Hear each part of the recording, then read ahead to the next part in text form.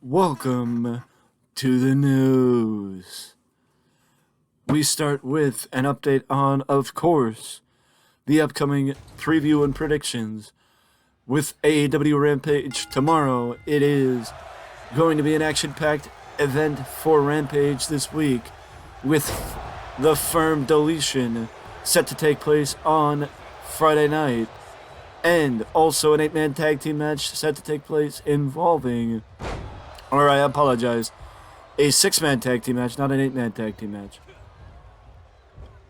A 6-man tag team match set to take place involving the Lucha Brothers and off the top of my head I can't remember, but I know it's the Lucha Brothers and someone else versus QT Marshall, Powerhouse Hobbs, and Aaron Solo this week on Rampage, but we will break that down tomorrow. Also on Saturday, it is WWE Backlash live from San Juan, Puerto Rico. It is the first post-WrestleMania WWE Premium Live event, and also the first Premium Live event for WWE in 2023 outside of the US. And if that wasn't enough, it's the first of 3 outside the US between now and I believe it is SummerSlam, because well, actually, no, it's between now and whatever is the pay-per-view in July, I should say. Because Backlash, Night of Champions, and Money in the Bank will be in Puerto Rico, Jeddah, Saudi Arabia, and England, respectively.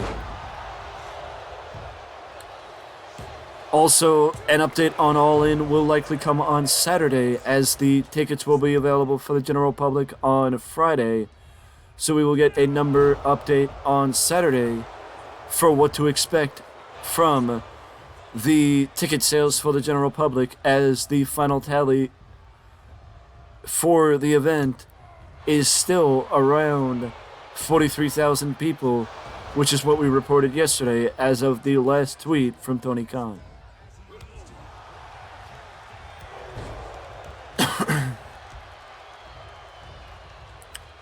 And now we slide over to, since we're talking about previews and predictions, we have an update on some of the matches to expect for next week on Dynamite, with the steel cage match between Kenny Omega and Jon Moxley set to take place next week on Dynamite. And if that wasn't enough, an international heavyweight championship contest involving the long-reigning, defending, undisputed world international champion, Mr.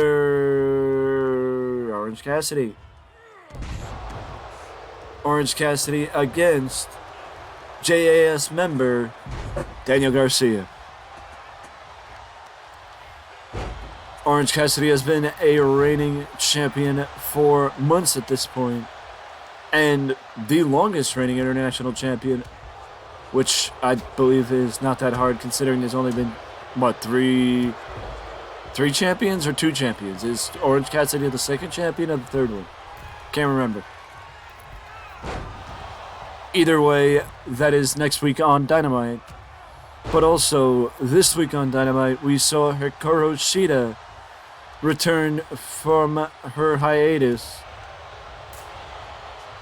to help and assist in the battle with the Outcast, as she first appeared and made it seem like she was siding with the Outcast, hugging and seemingly siding with Paige and with Saraya and Toni Storm, but then turning her back on Saraya and Toni Storm to side with Jamie Hayter and Britt Baker, which the past that Hikaru Shida has with Britt Baker and Jamie Hayter, it shows the, I guess the best way to put it is, shows the point of the feud. You know, because the point of the feud is to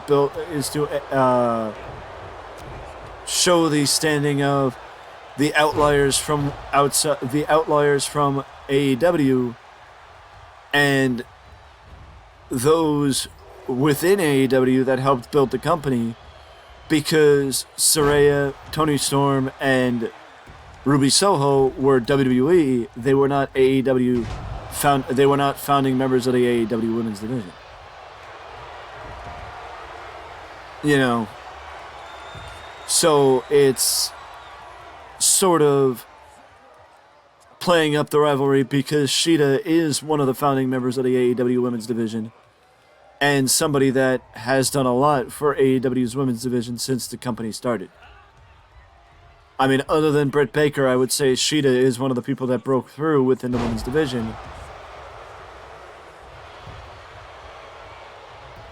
Pretty quickly, actually. So it is good that finally the rivalry between the rivalry between the Outcast, Jamie Hayter, and Britt Baker not only involves Shida, but also is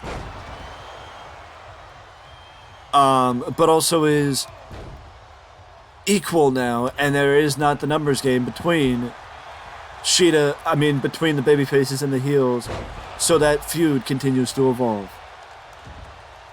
Now we move over and we speak about the newest hire for AEW, and that is Will Washington. Will Washington is a very well-respected member of the wrestling media, and previously was a member of Fightful. Will Washington is now the AEW administrative coordinator, handling live events, social media, creative, public relations, and continuity, which I probably have never heard more positive things said about one person hired to join the administrative side or the management side of a wrestling company than I have heard about Will Washington, as nobody has said a cross word or a bad word about him. Everybody is happy for him. Everybody thinks it's an amazing hire for AEW, and that this guy has a steel trap memory for wrestling, remembers all these facts, a lot of shit that would probably surprise you.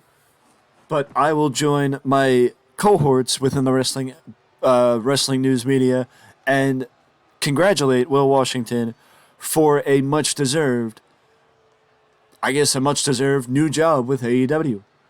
And that apparently, from what I've been told about Will Washington, and from what I found about Will Washington, there is no better person to have in this area as administrative coordinator or administration coordinator working directly with Tony Khan than somebody like Will Washington, for his mind for the business and what he has done to prove that he belongs in this position.